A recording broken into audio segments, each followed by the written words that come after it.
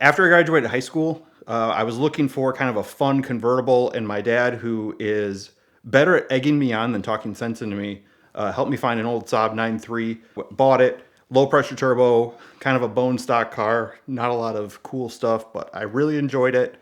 A couple years later, ended up wanting a Chevy Blazer, so sold the Saab, got the Blazer, and tried a few other cars after that, but I always wanted my Saab back. Looking around, I found a bunch of different options, but I learned about this special edition version of a Saab called a Viggen. They were named after a Saab fighter jet back from the 70s, and Viggen means thunderbolt. And if you look at the logo, it looks kind of like a Viggen fighter jet flying through the sky with the yellow Delta Wing logo.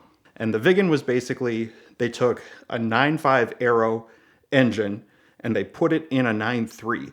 So it had the big turbo, little more displacement. They had special Viggen suspension, only came with a 5-speed manual, kind of a cool car. Saab only made about 1,000 a year. They made 400 the first year for the US, and then they made 1,000 a year for 2000, 2001, and 2002. So not a very common car. All Saabs are not very common cars, but this one was definitely a more rare Saab, if you will. And I found one in Michigan. It was 60,000 miles when I bought it. I bought it from a guy who knew people in the automotive industry.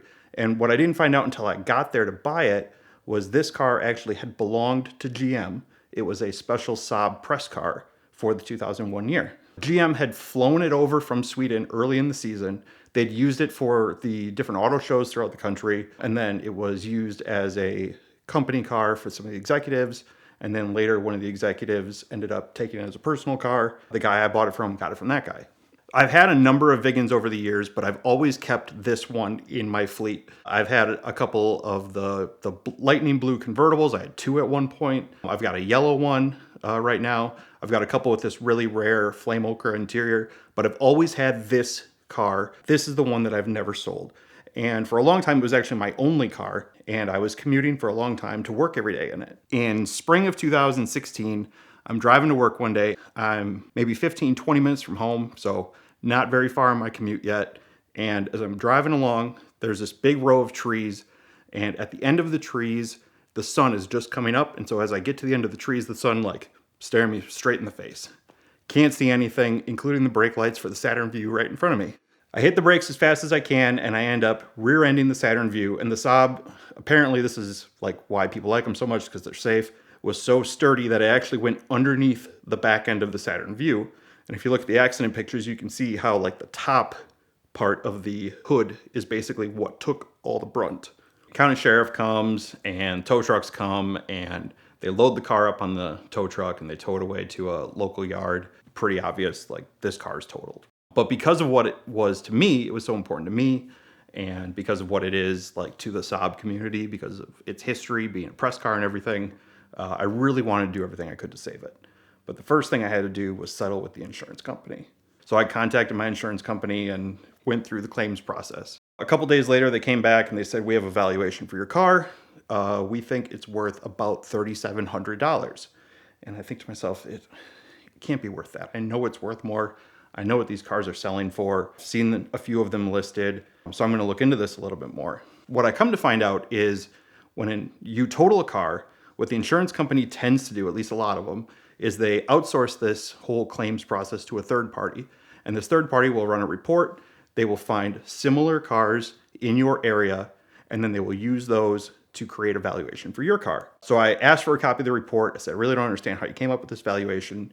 And they sent it over to me. And what I noticed was they had 43 cars all in the area, but none of them were Viggens. They were all Saab 9.3s, but they were all the base model or the SE, which was the special edition, but not a Viggen. But there were no Viggens on the list at all. So I reached back out to my insurance agent and to the adjuster, and I say, "Hey, this car's a Viggen. It's a little different. It's a little special. I noticed that when I insured it, you insured it specifically as a Viggen. Could you go back and run the valuation one more time?" The adjuster goes back and they run a second evaluation with a second company, and they come back and they say, "Well, this time it came back at $2,900. So we're going to be the good guys here. We're going to be the fair guys. We'll let you take the 37. That can't make any sense at all. Can I see a copy of this report? So they send it over and I look, and they used 3 cars on this report. One was still an SE. One was a Viggen that had sold a year before, but I was able to get a hold of the dealer, and they said, "Yeah, that car didn't really run." And then the third one, I contacted the guy. He goes, yeah, we have it. It's for sale. And he gives me this whole list of things it needs. Check engine lights on. It's got a bit of a knock. It's not really in good shape. The interior's tore up. I go, well, okay, none of these really sound like my car. My car was in decent shape. So at this point, they've run 2 valuations. I've come back both times and I say, I don't think this really makes any sense at all. I know my car's got to be worth more than that. And they say, all right, fine. Why don't you run a report and you tell us what you think it's worth? So it's okay, I can do that. So I start going through the internet. This is 2016, so there's plenty of internet out there. And I start combing through all the Vigan ads I can find. I'm checking Craigslist, Sobnet, Facebook. Facebook wasn't as big at the time. All the major like Auto Trader and that Auto Tempest wasn't available, so you had to do this all like manually. And I'd kind of met and gotten to know a lot of people in the Saab community, so I was pretty in touch with what cars were out there and which vehicles were trading at the time. And it was at this point where Saab Vigans weren't really trading as frequently as they are right now. Most of them were still in decent shape, so people didn't sell them as often, and they usually commanded a little higher price. I was able to track 13 different Vigans that were for sale at that time, and I made a spreadsheet, and it had all the cars, it had their location, it had their mileage, color, condition, any options. They didn't really have too many options, but any options, body style. And I was able to calculate, based on that spreadsheet, what I figured mine was worth. Based on the calculations of the spreadsheet, so mine's worth about $7,500. And I had done like a regression analysis to figure out how mileage played into all of this and everything. So I sent this back to the insurance company and said, hey, here's 13 Vigans, they're for sale right now. Here's where the links are for the ads, you can go find them yourself.